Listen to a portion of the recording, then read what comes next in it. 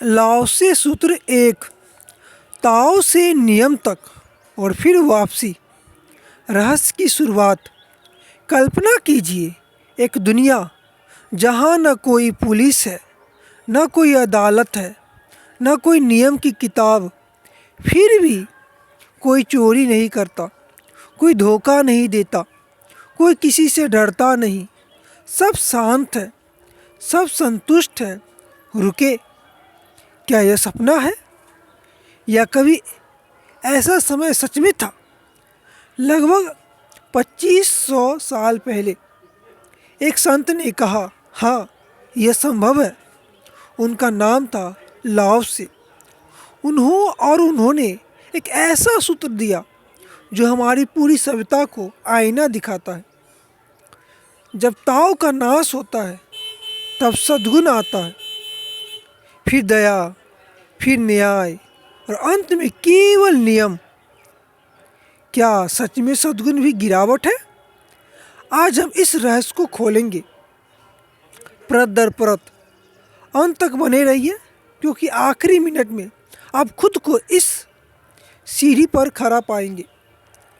जब ताओ का नाश होता है तो पहले समझते हैं कि ताओ क्या होता है। ताओ कोई धर्म नहीं है, कोई भगवान नहीं, कोई संस्था नहीं। ताओ है जीवन का सहज प्रवाह। जैसे नदी बहती है, क्या नदी कोशिश करती है? नहीं। जैसे सूरज उगता है, क्या सूरज घोषणा करता है? नहीं, वो बस होता है। कहानी। मासूम बच्चा। एक छोटा बच्चा था। वो हंसता था क्योंकि हंसी आती थी। वो रोता था क्योंकि दर्द होता था।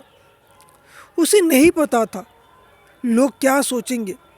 वो अभिनय यानी नाटक नहीं करता था, वो तो ताओ में था।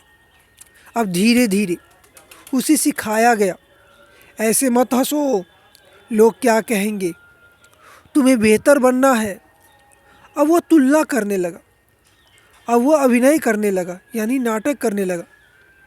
यही ताओ कमज़ोर होने लगा। गहरा सत्य। जब जीवन सहज नहीं रहता तब हमें कहना पड़ता है अच्छे बनो। जीवन पाठ। जहाँ स्वाभाविक अच्छाई है वहाँ नैतिक भाषण की ज़रूरत नहीं। जब सद्गुण का नाश होता है, अब सोचिए, जब लोग सच में अच्छे नहीं रहते तो वे अच्छे दिखने लगते हैं। कहानी। राजा की दूरी। एक राजा था, वो अपनी प्रजा के बीच बैठता था, उसके साथ खाता था।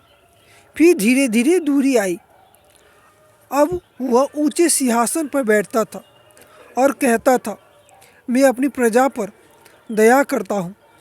दया का अर्थ क्या है? मैं ऊपर, तुम नीचे। लेकिन ताओ में कोई ऊपर नीचे नहीं। आधुनिक उदाहरण। कोई गरीब को खाना देता है और फोटो डालता है। लाइक आते हैं, तारीफ मिलती है, लेकिन भीतर क्या है? अगर प्रेम होता तो फोटो की ज़रूरत ही नहीं होती। जीवन पाठ। जहाँ बराबरी ख़त्म होती है वहाँ दया शुरू होती है। सच्चा प्रेम दया नहीं करता, वह साथ चलता है। जब दया का नाश होता है, अब कल्पना कीजिए, जब दया भी ख़त्म हो जाए तो समाज कहता है कानून बनाओ, अब अदालत होगी, अब सज़ा होगी। कहानी। टूटता हुआ रिश्ता। एक पति पत्नी थे। पहले प्रेम था, फिर अहंकार आया, फिर दूरी। अब वकील आ गए। अगर दिल जुड़े रहते तो क्या न्याय की ज़रूरत पड़ती?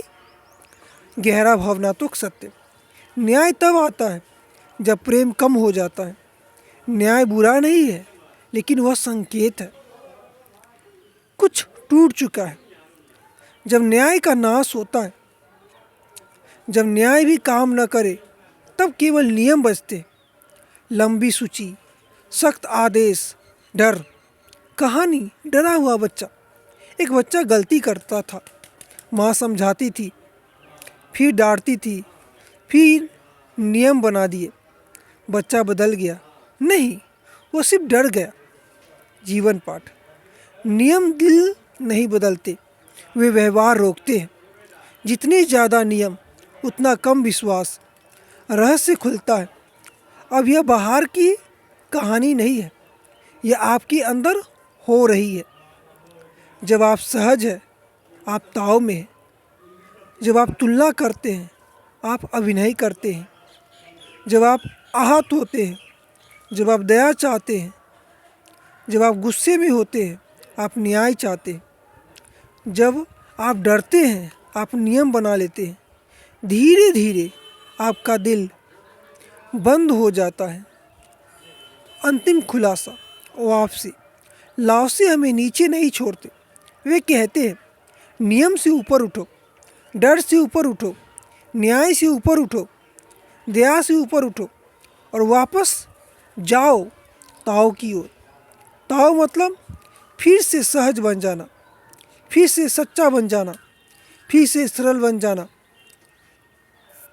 जीवन कठिन नहीं है, हम उसे कठिन बना देते हैं। अगर यह यात्रा आपको भीतर छू गई हो तो कमेंट में लिखिए, मैं ताओ की ओर लौट रहा हूँ। जुड़े रहिए बुक्स विद बबलू सर के साथ।